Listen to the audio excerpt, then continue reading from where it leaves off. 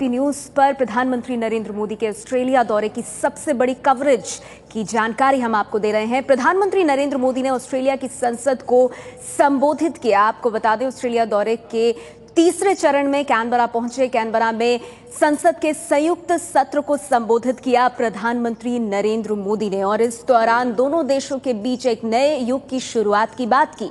मोदी के कामकाज की ऑस्ट्रेलिया के प्रधानमंत्री टोनी एबट ने तारीफ की। ऑस्ट्रेलिया ने भारत को उभरता हुआ सुपर पावर कहा। भारत ऑस्ट्रेलिया के बीच 5 क्षेत्रों में समझौते हुए हैं जो द्विपक्षीय वार्ता रही। उसके बाद सब कुछ अगर ठीक रहा, ये ऑस्ट्रेलिया के प्रधानमंत्री ने कहा, तो ऑस्ट्रेलिया जल्द यूरेनियम भारत को देगा। आपको बता दें, 2015 में make in India project Australia में होगा। इस बात का ऐलान किया प्रधानमंत्री नरेंद्र मोदी ने संयुक्त प्रेस कॉन्फ्रेंस के दौरान। तो आपको बता दें, ऑस्ट्रेलिया दौरे की ये बड़ी बातें सामने आई, जहां दोनों देशों के बीच एक नए युग की शुरुआत की तस्वीर सामने आई। 4 तस्वीरें हम आपको दिखा रहे हैं। एक तरफ संसद में भाषण हुआ। प्रधानमंत्री नरेंद्र मोदी ने ऑस्ट्रेलिया की संसद को संबोधित किया। प्रधानमंत्री ने भारत में सरकार के कामों का ब्यौरा दिया। ऑस्ट्रेलिया की दोस्ती के इतिहास के पन्ने पलटे। आतंकवाद का सामना कर रहे दुनिया की फिक्र की तो क्रिकेट की डिप्लोमेसी भी की।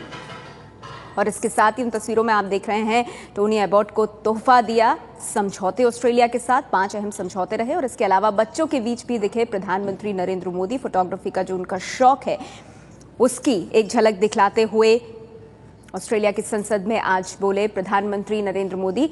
आतंकवाद का जिक्र भी आया दोनों देशों के बीच। प्रधानमंत्री ने कहा कि दोनों देशों ने आतंक का दंश झेला है, मिलकर आतंकवाद से मुकाबला करेंगे। Terrorism has become a major threat for us all. In India, we have seen its face closely for 3 decades, and we see it with the clarity that comes with it. Terrorism is changing in character and expanding in its reach. Internet has made recruitment and call to violence self-generated. It also feeds off money laundering, drug trafficking, and arms smuggling. We have to deepen our bilateral security cooperation, but we need a comprehensive global strategy for a global problem. It will require closer security cooperation, but even more, a policy of no distinction between terrorist groups, of discrimination between nations. A resolve to isolate those who harbor terrorists, willingness to empower states that will fight them, a social movement against extremism in countries where it is most prevalent, and every effort to de-link religion and terrorism. तो प्रधानमंत्री नरेंद्र मोदी ने संयुक्त सत्र को संबोधित करते हुए साफ कहा कि आतंकवाद सबसे बड़ी चुनौती है और इससे निपटने के लिए दोनों देशों को, ऑस्ट्रेलिया और भारत को, साथ आना होगा। हमारे साथ यहां स्टूडियो में विशेष मेहमान भी मौजूद हैं। वरिष्ठ पत्रकार कंचन गुप्ता और वरिष्ठ पत्रकार शेष नारायण सिंह जी हमारे साथ मौजूद हैं। शेष नारायण जी, सबसे पहले तो मैं ये जानना चाहूंगी आपसे कि आतंकवाद को लेकर सबसे बड़ी चुनौती प्रधानमंत्री मोदी ने बताया, लेकिन ऑस्ट्रेलिया और भारत के बीच किस तरह सहयोग हो सकता है आतंक के इस दंश से निपटने के लिए? क्या रणनीति हो सकती है? आतंकवाद तो जनरल फिनोमेनन है, पूरी दुनिया में है और अमेरिका में भी है, पड़ोस में भी है। आतंकवाद तो अजीबोगरीब चीज़ हो गया है और उन्होंने बताया कि इंटरनेट के जरिए रिक्रूट कर रहे हैं, तो जाहिर है कि खास किस्म के आतंकवाद की तरफ उनका अटेंशन है और वो जाहिर है कि वो कुछ कंट्रीब्यूट करेंगे, क्योंकि आतंकवादी जो जोन जिनको माना जाता है, वहाँ से ऑस्ट्रेलिया में इमिग्रेशन बहुत आसान है, तो बहुत सारे लोग वहाँ जाते हैं, आते हैं, घूमते रहते हैं। और चूंकि वहाँ एशियन पॉपुलेशन बहुत ज़्यादा है, पूरा ऑस्ट्रेलिया जो है, अबॉर्जिनीज को छोड़ दो तो सारा इमिग्रेंट पॉपुलेशन है, तो उसमें वो लोग कुछ कर रहे हैं, मेरा ख्याल है उसी को संबोधित कर रहे होंगे कि भैया इनसे भी संभल के रहो, क्योंकि यहाँ टेररिस्ट के लिए आसान मत छोड़ो इस जी। जो बात आपने कही शेष नारायण जी कि ये एक ऐसा क्षेत्र है जहां पर दोनों देश साथ आ सकते हैं। कंचन जी, संक्षेप में मैं आपसे भी जानना चाहूंगी, 28 साल तक भारत और ऑस्ट्रेलिया के रिश्तों में सूखा पड़ा रहा और उसके बाद अब जब प्रधानमंत्री मोदी एक नए युग की बात, नए चैप्टर की बात कर रहे हैं, आपको लग रहा है कि आतंकवाद एक ऐसा क्षेत्र है जहां वाकई में दोनों देश मिलकर कुछ सकारात्मक कर सकते हैं आतंकवाद के खिलाफ? कंचन जी, आप सुन पा रहे हैं मुझे? नहीं, अब एक बार और दोहराइएगा। जी कंचन जी, मेरा सवाल ये था, 28 साल तक भारत और ऑस्ट्रेलिया के रिश्तों में गर्मजोशी गायब रही, अब आपको लगता है 28 साल बाद जब दोनों देशों के प्रधानमंत्री मिले हैं, आतंकवाद के खिलाफ एक मुहिम छेड़ी जा सकती है? नहीं, 28 साल की जो एक गैप बनी थी रिलेशनशिप में, उसको पूरा किया गया और ये करना इसीलिए जरूरी था कि भारत ऑस्ट्रेलिया रिलेशनशिप अब जो है स्ट्रैटेजिक फेज में मूव कर रही है। इसमें जो एक की कंपोनेंट है वो न्यूक्लियर प्लांट्स के लिए यूरेनियम सप्लाईज के हैं और उससे भी जो बड़ा एक इशू है वो इंडियन ओशन मैनेजमेंट का है। इस संदर्भ में अगर देखें तो जो ये आतंकवाद की उन्होंने इशू उठाई है, आतंकवाद केवल होमलैंड सिक्योरिटी से जुड़ी हुई नहीं है, वो शिपिंग लेन्स से भी जुड़ी हुई है, पायरेसी के बारे में भी है और एक जो अब तक जो था ये एंटी टेररिज्म फ्रंट जो था वो एक वेस्ट डोमिनेटेड फ्रंट था। अब जो एक नया इसका जो एक ढांचा बनना चाहिए वो है ईस्ट फार ईस्ट को मिला के, और इसमें भारत की योगदान काफी इम्पोर्टेंट और एक अहम भूमिका भी भारत की हो सकती है, जिसकी ओर इशारा प्रधानमंत्री मोदी ने किया और साथ ही भारत और ऑस्ट्रेलिया के बीच एक साझेदारी की ओर भी उन्होंने संकेत दिया। एक और अहम बात जो आज प्रधानमंत्री मोदी ने कही वो ये कि प्रधानमंत्री के भाषण में सचिन और डॉन ब्रैडमैन का भी जिक्र आया। सुनिए किस संदर्भ में आया सचिन का नाम। We celebrate the legend of Bradman and the class of Tendulkar together. We are impressed by Australian speed as you charmed by the Indian spin until, of course, Shane Warne came along. But above all, we are united by the ideals of democracy. तो प्रधानमंत्री मोदी ने कहा कि लोकतंत्र की door से तो दोनों देश जुड़े ही हैं, लेकिन इसके साथ ही क्रिकेट ने भी दोनों देशों के रिश्तों को प्रगाढ़ किया है। कंचन जी, ये भी एक दिलचस्प बात है अपने आप में कि 28 साल में भारत के प्रधानमंत्री ऑस्ट्रेलिया की धरती पर तो नहीं गए, लेकिन क्रिकेट के माध्यम से दोनों देशों के जो संबंध हैं वो मजबूत रहे और प्रधानमंत्री ने उसी संदर्भ में बात कही कि किस तरह से ये रिश्ते जो हैं ये क्रिकेट के माध्यम से ही सही लेकिन प्रगाढ़ रहे, और उसमें जिक्र दोनों देशों के महान खिलाड़ियों का किया। नहीं, ये भी महत्वपूर्ण है क्योंकि जब मोदी सरकार पावर में आई थी तब फॉरेन पॉलिसी के बारे में जो कहा गया था कि भारत अब एक ऑर्गेनाइज्ड वे में सिस्टमैटिक मैनर में सॉफ्ट पावर की इमेज जो है वो पुश करेगी। और अगर आप देखें वो अब तक जितने भी विदेश दौरे में गए हैं इस एजेंडा को उन्होंने अपने सामने रखा है कि भारत केवल स्ट्रैटेजिक पार्टनर, ट्रेड पार्टनर नहीं है, भारत एक सॉफ्ट पावर भी है।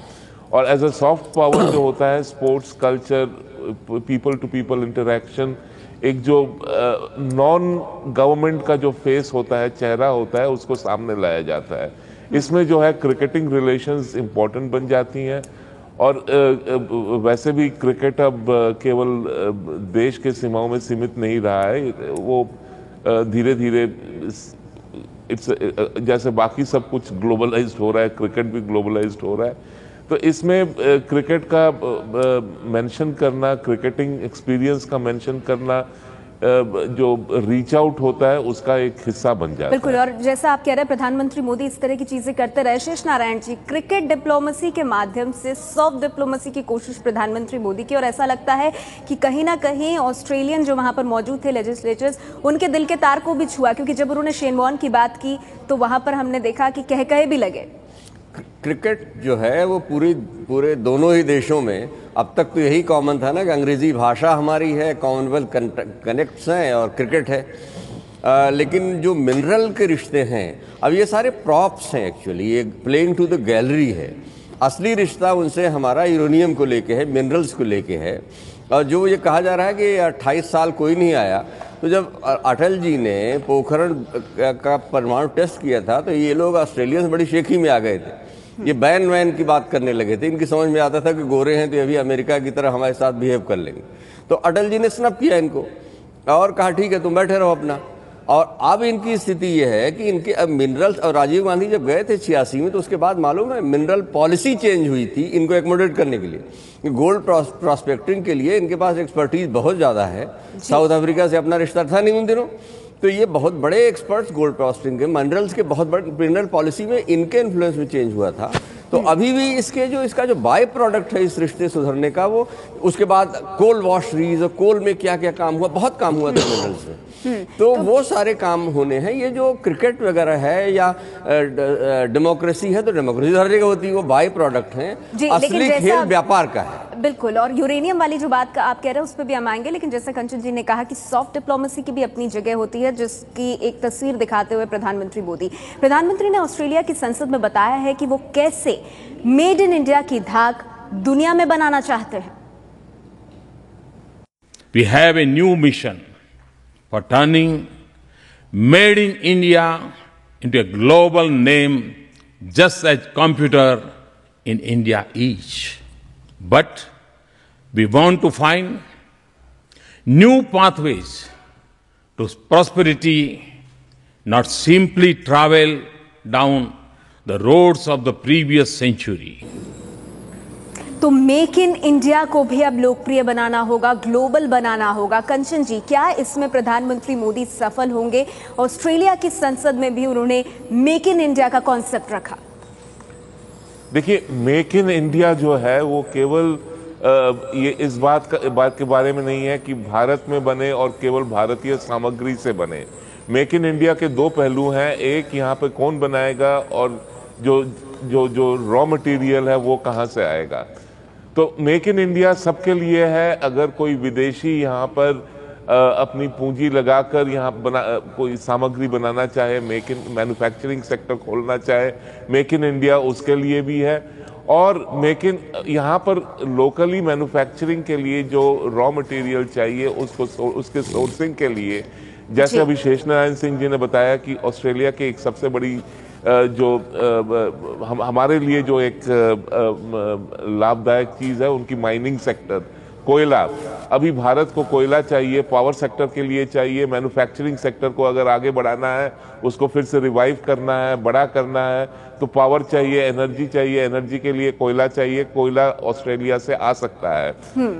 तो इसलिए मेक इन इंडिया के बारे में वहां पर बात करना ये एक इसका मतलब निकलता बिल्कुल है, अहम इसको माना जाए। मेक इन इंडिया की जो बात वहां पर की गई, शेष नारायण जी आपकी संक्षेप में टिप्पणी इस पर।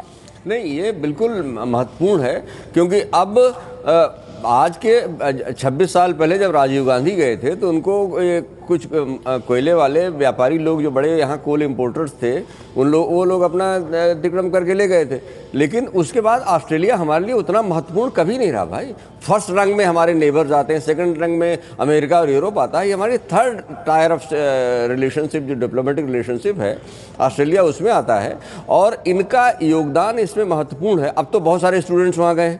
अब जो ये कह रहे हैं कि मतलब उन लोगों की शिकायत है कि हमारे यहाँ कोई नहीं आता, भाई काहे को जाए, हमारे बच्चों को मार रहे हैं आप वहाँ। और अटल जी के साथ आपने मिसबिहेव किया था, तो मोदी जी ने वो सब जाके सीमेंट करने का जो काम किया है। और हमें उम्मीद है कि माइनिंग सेक्टर में, और जो अभी जो कंचन गुप्ता ने बताया कि सब वो वहां से कोयला अगर मिलता है, बेहतरीन क्वालिटी का कोल है उनका। प्रधानमंत्री नरेंद्र मोदी ने आज ऑस्ट्रेलिया के कैनबरा में संसद के संयुक्त सत्र को संबोधित किया। भारत और ऑस्ट्रेलिया के रिश्तों पर बात की, समझौतों पर हस्ताक्षर भी हुए। अब वो मेलबर्न के लिए रवाना हो गए हैं, लेकिन इससे पहले ऑस्ट्रेलिया के प्रधानमंत्री टोनी एबॉट ने कहा कि अगर सब कुछ ठीक रहा तो भारत को ऑस्ट्रेलिया से यूरेनियम मिल सकेगा।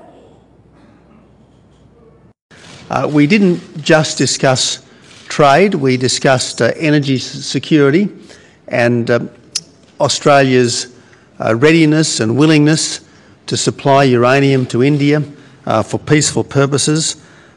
We also talked about global security issues and India and Australia's increasing cooperation in counter-terrorism, in intelligence and in military cooperation. There's an enthusiasm on both our parts for more bilateral and trilateral military exercises, and we hope to see much more of that in the years ahead. As we know, is one of the world's emerging superpowers. India, I often say, is the emerging democratic superpower of Asia. Kanchan Gupta ji, Australia की तरफ से भारत को uranium देने की बात करना, ये भारत के लिए कितना अहम है? नहीं, ये बहुत ही महत्वपूर्ण है क्योंकि ऑस्ट्रेलियन यूरेनियम जो है उसको सबसे हाई ग्रेड और हाई क्वालिटी माना जाता है। एक बात तो यह, दूसरा जो है कि क्लीन एनर्जी जो एनर्जी सिक्योरिटी के लिए बहुत ही जरूरी है। क्लीन एनर्जी के बिना आज के दिन में एनर्जी सिक्योरिटी के बारे में सोचा भी नहीं जा सकता है। उसके लिए आपने तो अपने सिविल न्यूक्लियर पैक्ट जो है अग्रीमेंट के द्वारा हार्डवेयर की व्यवस्था कर ली है। अब जो है सॉफ्टवेयर जिसको कहा जाता है कि उसकी जो फ्यूल सप्लाई जो है उसको सिक्योर करना जरूरी है, और इसलिए ऑस्ट्रेलियन यूरेनियम हमारे लिए बहुत महत्वपूर्ण है।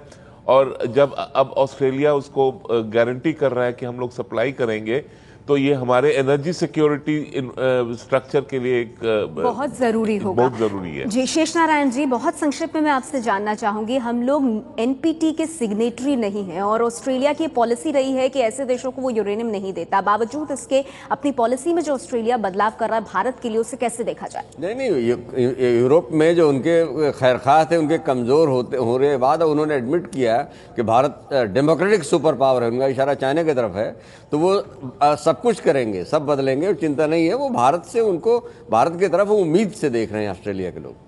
जी कंचन जी, इस प्रधानमंत्री के इस बयान को आप कितना अहम मान रहे हैं जब वो ये कहते हैं कि अब 28 साल का कम से कम हम सूखा और गैप नहीं पड़ने देंगे दोनों देशों के रिश्तों में, और ये जो रिश्ते हैं इसमें ऑस्ट्रेलिया अब सेंटर में रहेगा, कोने में नहीं रहेगा? जी, मैंने जैसे कुछ देर पहले ये बात बताई कि जो सिक्योरिटी आर्किटेक्चर है वो पहले वेस्ट सेंट्रिक थी, फिर वेस्ट से धीरे धीरे वो मूव करके ईस्ट में आई है। अब जो है ये इंडियन ओशन रीजन के बारे में सोचा जा रहा है। तो इस संदर्भ में अगर देखें, ऑस्ट्रेलिया को centre of policy making, foreign policy making या सिक्योरिटी पॉलिसी मेकिंग में लाना जरूरी है। पेरिफेरी से हटाकर उसको सेंटर में लाया जाए। दूसरी बात जो है, ट्रेड और इन्वेस्टमेंट, ट्रेडिशनल इन्वेस्टमेंट और ट्रेड के बारे में सोचें तो ऑस्ट्रेलिया की कंट्रीब्यूशन खास नहीं रही है, लेकिन नए एरियाज जो खुल रहे हैं, माइनिंग है, कोयला है, यहाँ पर जो है food processing, agricultural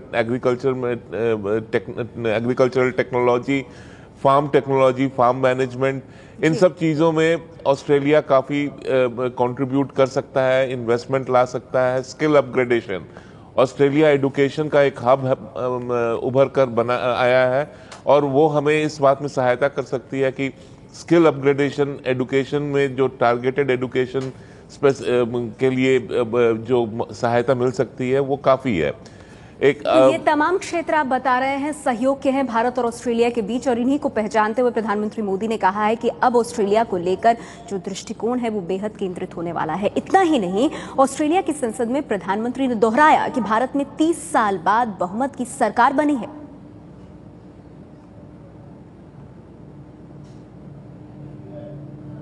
today we have a government with a clear majority after 30 years.